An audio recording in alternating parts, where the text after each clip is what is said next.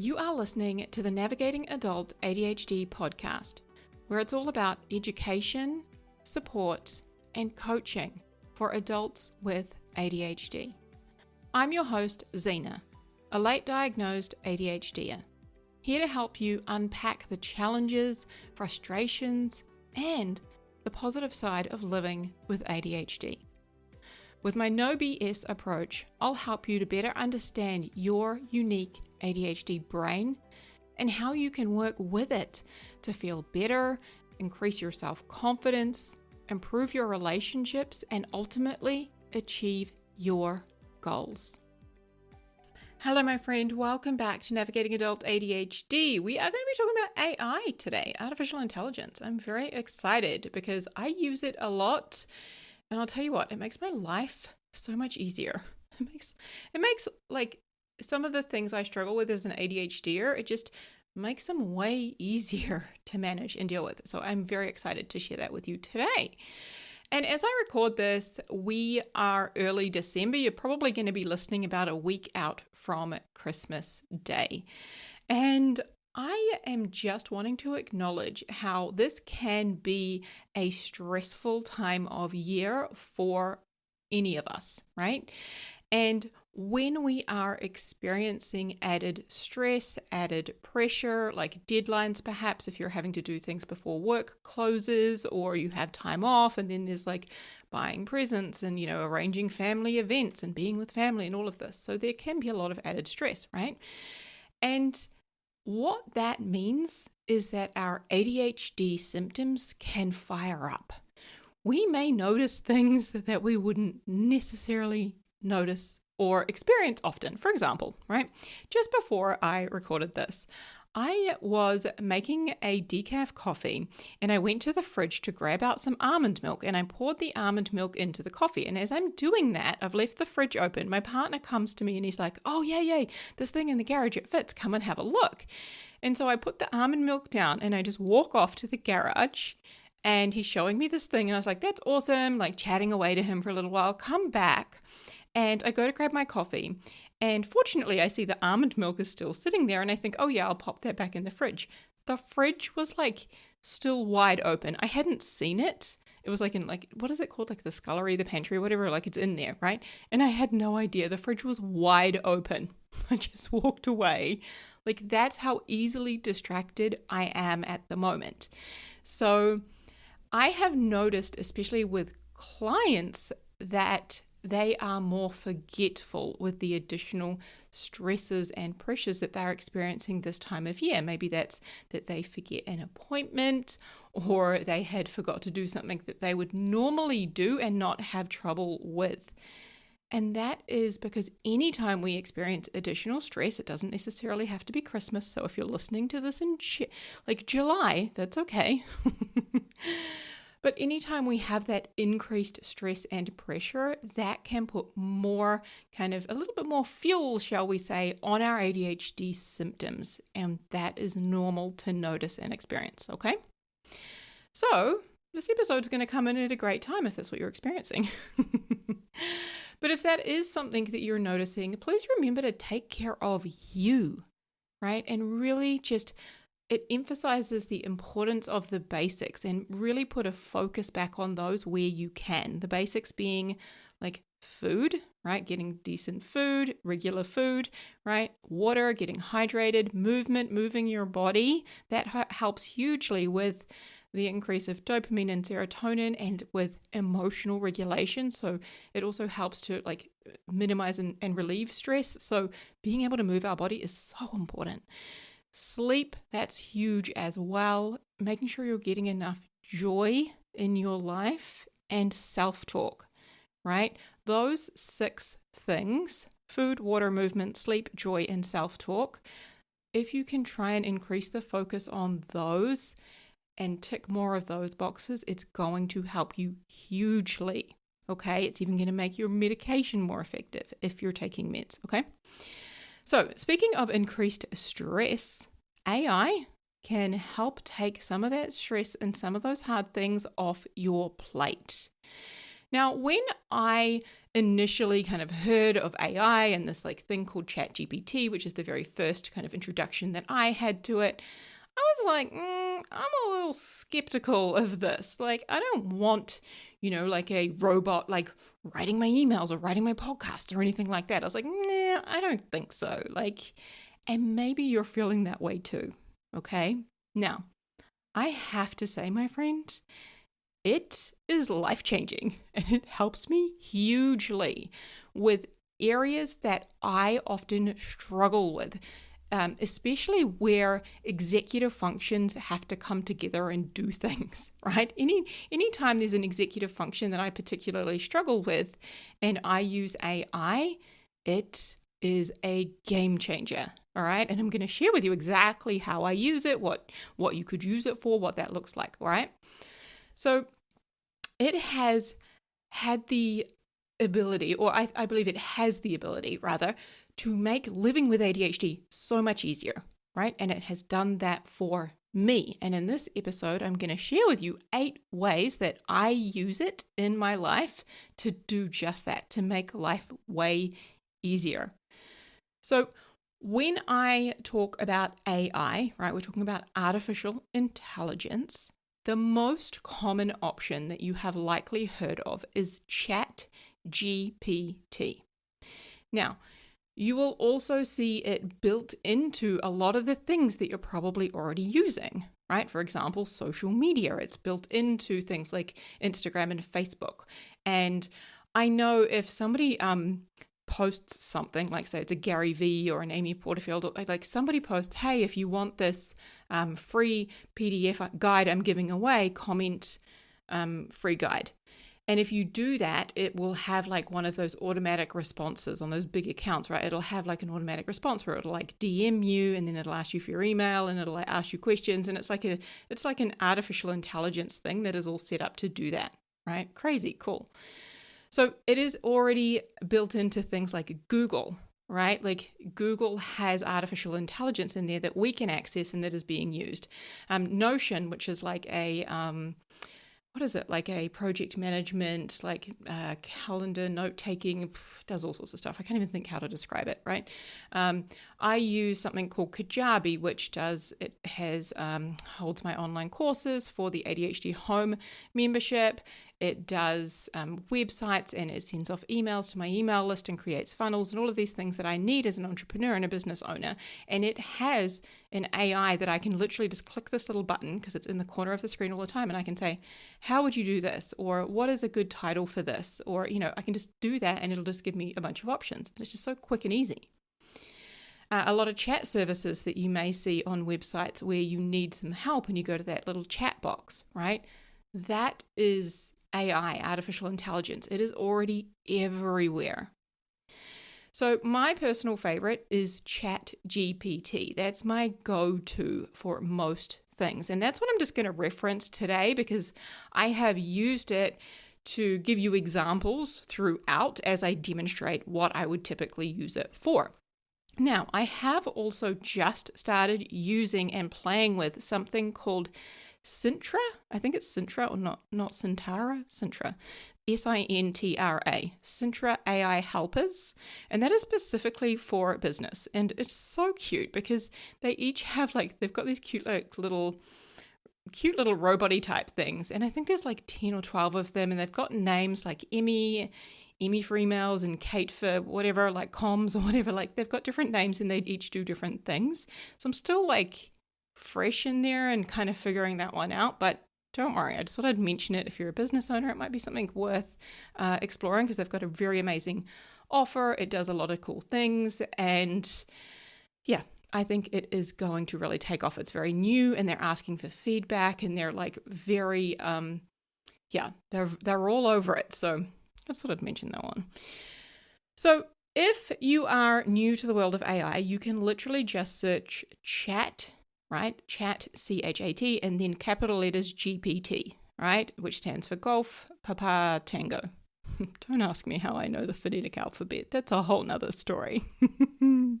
Right, so ChatGPT, you can just search it in Google, right, or wherever your search engine is, and you can create a free account in a matter of minutes just with an email address, okay? You don't have to give them a credit card or anything. You can upgrade to a paid account if you want to, but you don't need to, right? I only just did that, say, 2 weeks ago, I think.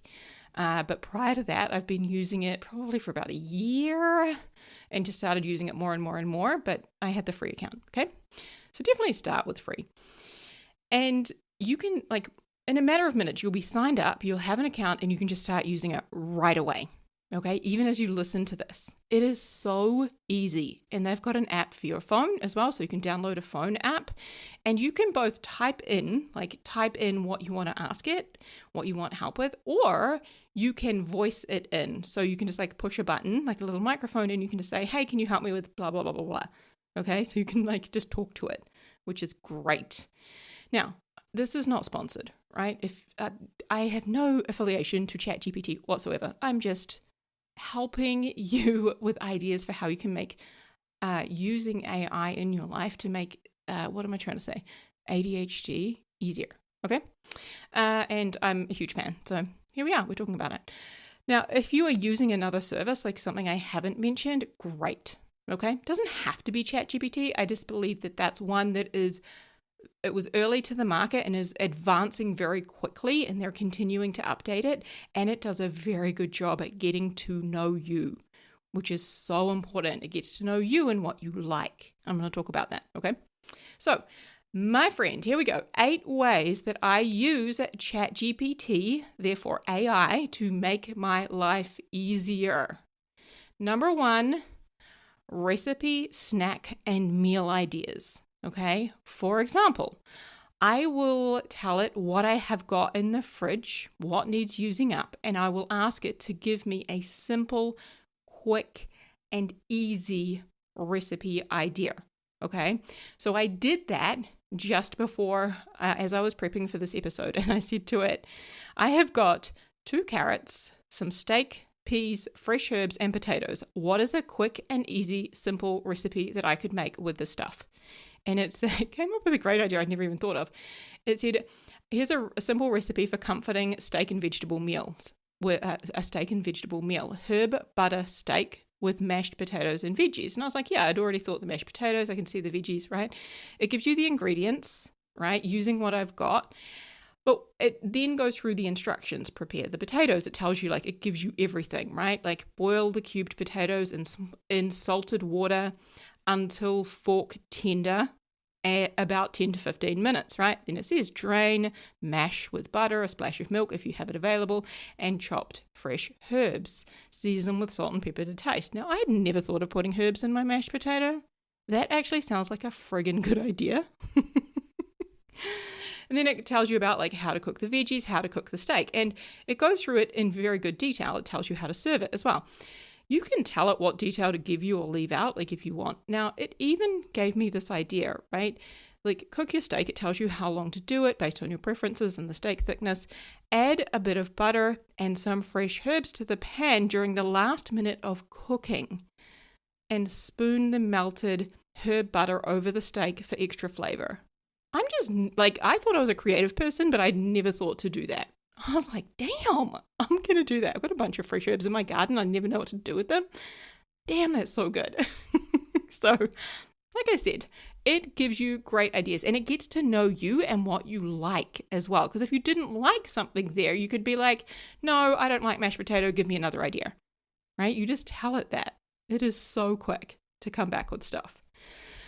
The other day, I was going to mention, so you can have it come up with menu ideas. If you wanted to, say, do a menu for the week, you can have it break down the steps. If you wanted to do meal prepping, you can get ideas for new meals. Like, I don't know about you, but I get really stuck making the same thing over and over. For example, with the kids, we generally every week we will do a chicken curry with pompadons because they just love that meal. But I'm starting to get sick of it. So again, you can just get some new ideas by going in here and saying, hey, like the kids love this chicken curry with pompadons that I make. It's, pretty quick and easy. Can you give me, 3 other ideas? And then based on what I like, I'll get you to, give me a recipe, break it down, etc. So I also asked it the other day for simple, quick, easy, high protein snack ideas. All right. So I just want to remind everyone that protein helps with the production of dopamine. So we love protein, right? If we have high protein foods, protein snacks, it just helps us to produce more of those chemicals in our brain that help us to better function, right? So I'm big on the protein. And again, I get really bored with having the same stuff and I like, more exciting things. So it gave me a bunch of new ideas. So a couple of things it suggested, like things I already knew, like hard-boiled eggs, right? Cottage cheese with different things, right? But then it said Greek yogurt with berries. And I was like, actually, it being summer in New Zealand right now, that's a great idea. I'm buying fresh berries from stands all the time. I hadn't even thought of doing that. Another one it said was roasted chickpeas. And I was like, damn, actually, and it tells you how to do it. Like if you want, like it'll tell you how to do it. I was like, oh, fantastic. Edamame beans. I was like, I went through a phase of loving edamame beans. That's a great idea. So again, just to get those fresh ideas and think outside the box, love it. So number 2, I use it to help me reply to emails. My friend, if you are anything like me and replying to an email can just feel like a real effort, something that just requires a lot of brain power. Maybe it takes you, hours to kind of formulate your words and put everything together, or like you might just avoid it for days and then start to feel dread. Like if that is you, AI is a game changer, okay? What I will do is I will share the email that I've received that I need to reply to, and then I will say, this is the email. I'd like you to help me formulate a draft. I want to include this, this, and this. I think it's also worth mentioning something about this, and anything else you think is relevant based on what you know about me.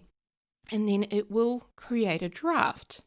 And it gets me usually about 70% of the way there. And then I make the final tweaks to it and I send it through. And it just formulates my words really beautifully. Now, I always, and this is really important, right? I always share with it the version I go with. So what I choose to send off as my email reply, I always come back to ChatGPT and say, hey, this is the version I have gone with that sounds most like me. And that way, ChatGPT gets to know me a little bit more. It gets to know my tone and my style and where I might sprinkle some humor and the words I like to say. Like I always say, my friend, right? Like, or ADHD-er.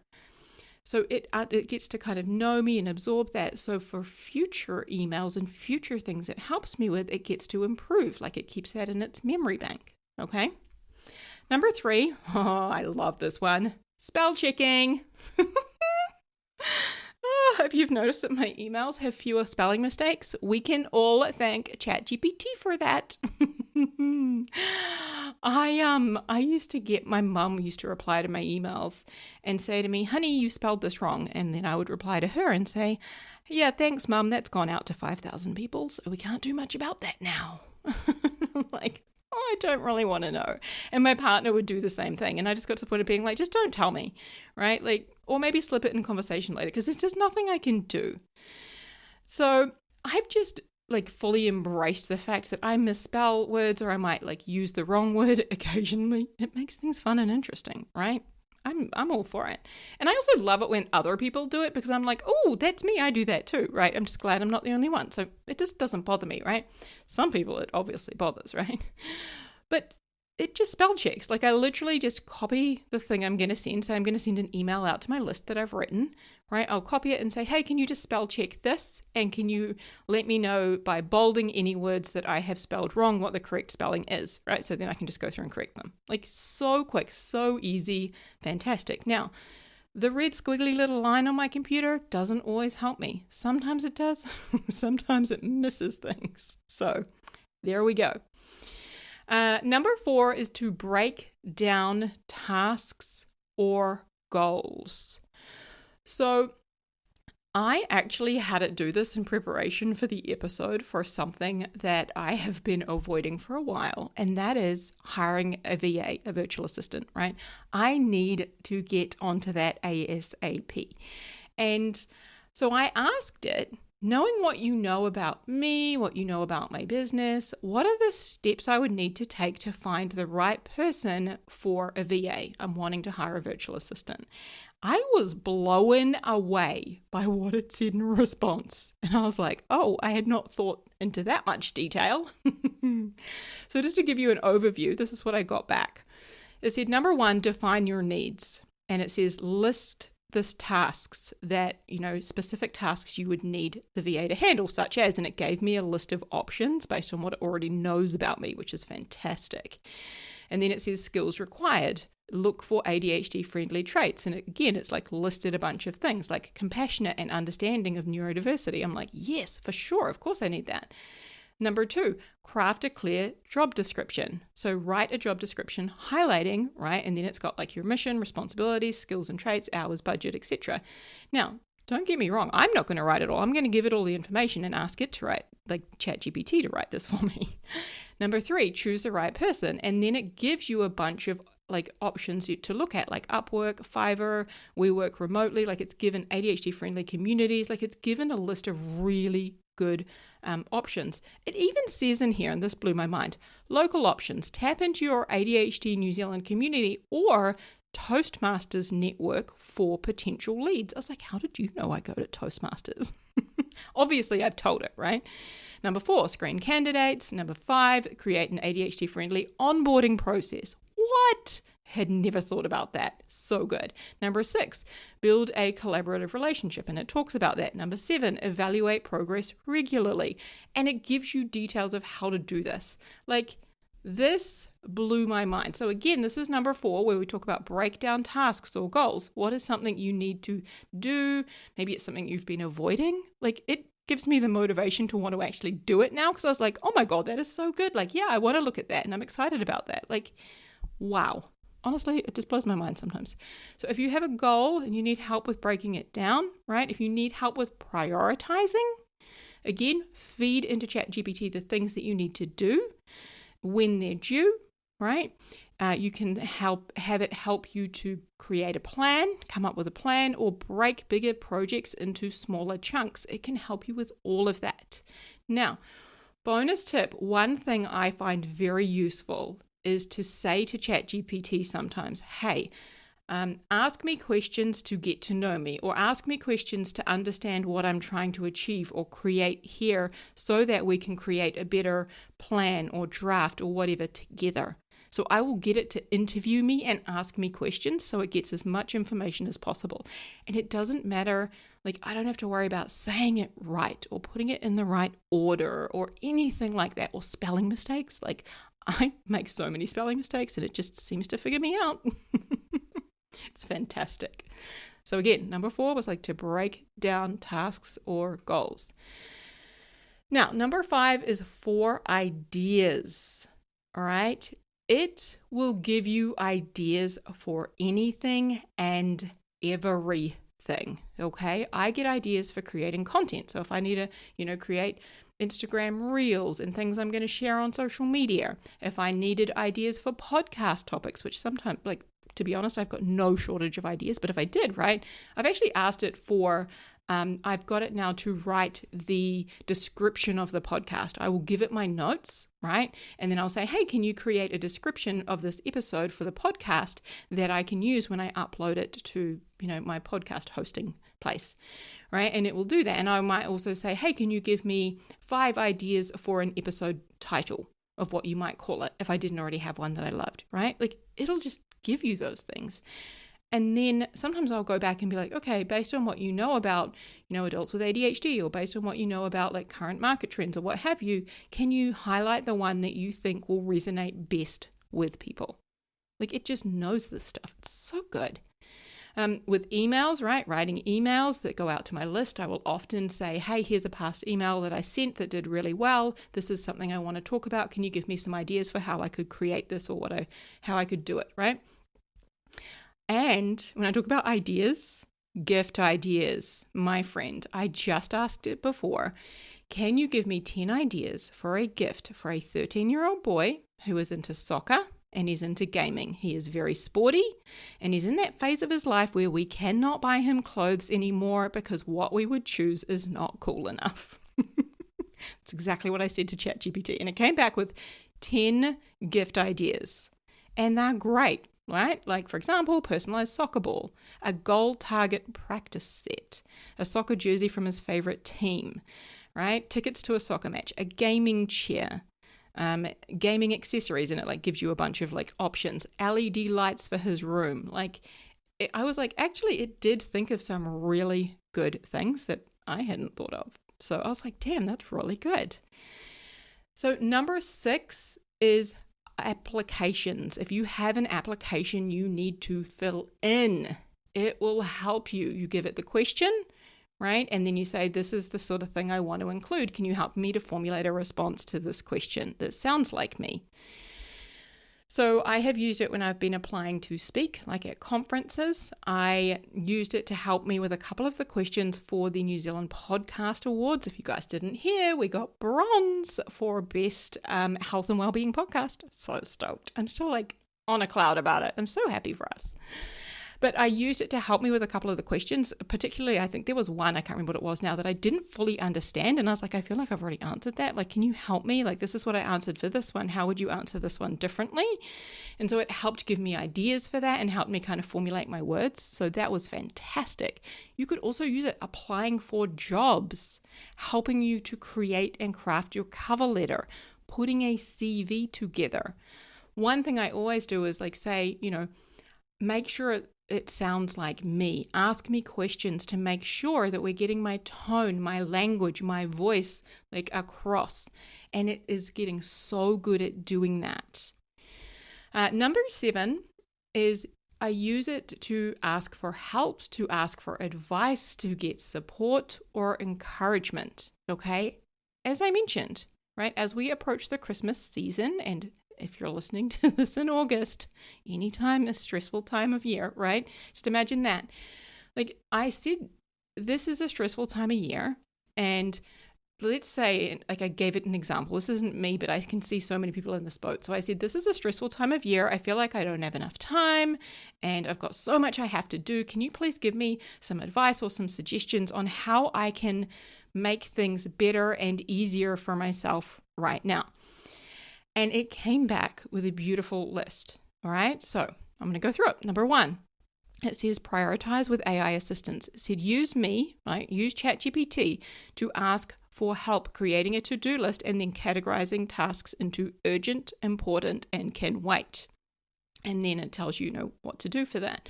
Number 2, streamline gift shopping, right? Ask me to give you gift ideas and help you with planning, right? I can help you create shopping lists based on what you want to, buy. Number 3, automate meal planning, right? Recipe ideas. Share the ingredients that you have or the things that you want to make for Christmas and let me help you with easy, simple recipe ideas. Right? I'm like, damn, this is so good. I'm going to use it for Christmas. Just you wait. Number 4, delegate and simplify, right? Email templates. Ask ChatGPT to draft emails for holiday greetings, thank yous, or RSVPs, right? Event planning help. Use me to help outline event timelines, checklists, etc. Right? It goes through quite a few. 5, 6, so 6, it's like stress relief tips. Number 7, it talks about gift wrapping. 8, quick reminders. 9, organizing family activities and creating ideas for fun. Number 10, practice self-care. And then it says self-care plans. Use ChatGPT to create small, manageable self-care routines during this hectic season. For example, suggest a 10-minute self-care routine I can do easily. Right? So it's really encouraging you and telling you how to use it to help you experience less stress, overwhelm, or pressure during the holiday period. I just friggin' love it.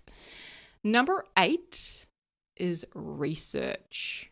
I use it for research quite a lot. I used to use Google a lot and go through reputable sites, but now I actually find it better, while I may go to Google as well, I actually find it better to use ChatGPT. So for example, right, I asked it, can you summarize the latest and most up-to-date research on ADHD in women?